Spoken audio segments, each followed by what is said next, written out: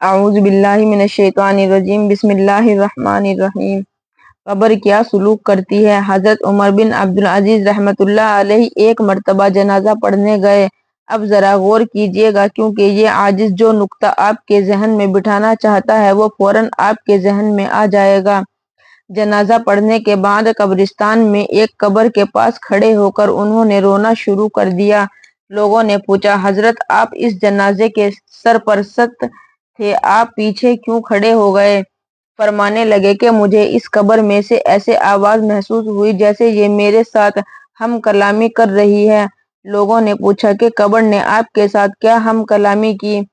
فرمایا کہ قبر نے مجھ سے یہ ہم کلامی کی کہ اے عمر بن عبدالعزیز، تو مجھ سے یہ کیوں نہیں پوچھتا کہ جو بندہ میرے اندر آتا ہے تو میں اس کے ساتھ کیا سلوک کرتی ہوں؟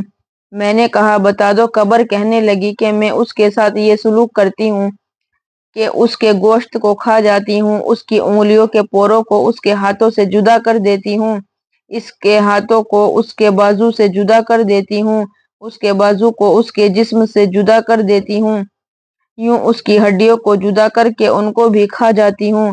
حضرت عمر بن عبدالعزیز فرمانے لگے کہ جب قبر نے یہ بات کہی تو مجھے رونا آ گیا۔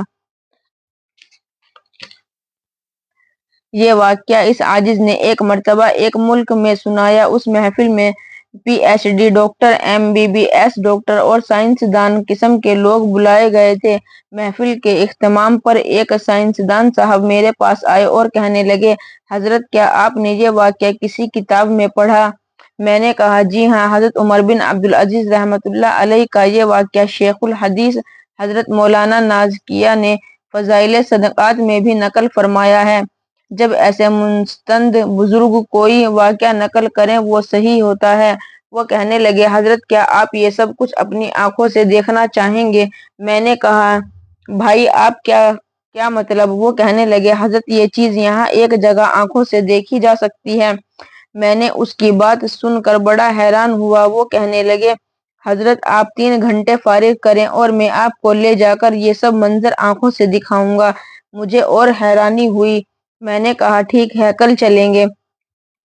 اگلے دن وہ ڈاکٹر صاحب وقت پر ہی آ گئے اور ہمیں ایک میوزیم عجائب گھر میں لے گئے۔ اس عجائب گھر میں اندر ان کافروں نے حنوط شدہ لاشیں رکھی ہوئی تھی۔ اس سیٹ پر بیٹھ کر میں یہ بات بڑے ذمہ داری سے کہہ رہا ہوں۔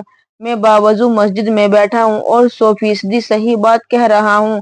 انہوں نے اس عجائب گھر میں شیشے کے کمرے بنائے ہوئے تھے۔ جب پہلے کمرے میں گئے تو اس کے دروازے پر لکھا ہوا تھا کہ جب انسان مرتا ہے تو اس کی حالت یہ ہوتی ہے۔ جب ہم اندر گئے تو ہمیں ایک لاش نظر آئی جس پر انہوں نے کیمیکل لگا کر اسے ہر چیز سے بچایا ہوا تھا۔ اس کو حنوط شدہ لاش کہتے ہیں، انگلش میں اس کو ممئی کہتے ہیں۔ انہوں نے کہا کہ جب کوئی بندہ مرتا ہے تو وہ اس حالت میں ہوتا ہے۔ ہم نے اس کو کیمیکل لگا کر یہاں رکھ دیا ہے۔ ہم اس لاش کو دیکھ کر حیران ہوئے۔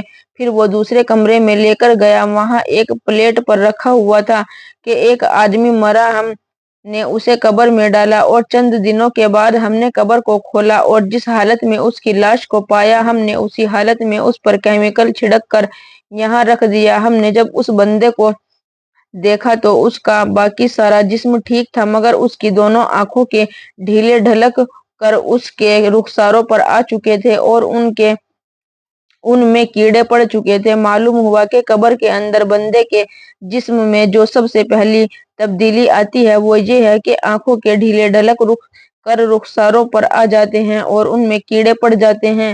جن آنکھوں سے غیر اللہ کو محبت کی نظر سے دیکھتا تھا ان پر سب سے پہلے کیڑے چمٹتے ہیں۔ گویا اللہ تعالیٰ فرماتے ہیں کہ میرے بندے تیری آنکھیں قابو میں نہیں تھی تو غیر اللہ کو چاہتوں اور محبتوں سے دیکھتا تھا مگر یہ حق تیرے پروردگار کا تھا، لیکن تجھے غیر محرموں کے چہرے اچھے لگتے تھے۔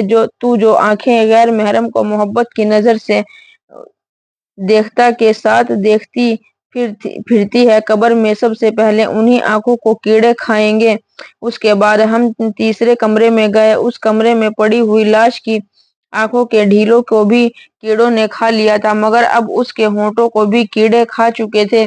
सिर्फ दांतों की बत्तीसी नजर आ रही थी, उसके अलावा बाकी लाश ठीक थी। तो दूसरी तब्दीली ये आई कि उसके मुंह में कीड़े पड़ गए और कीड़ों ने उसके होंठों को खा लिया, जिसकी वजह से दूर से उसके दांत नजर आ रहे थे। गलत मोहब्बत भरी बातें करता है। अब दूसरे नंबर पर उस जबान को कीड़ों ने खा लिया।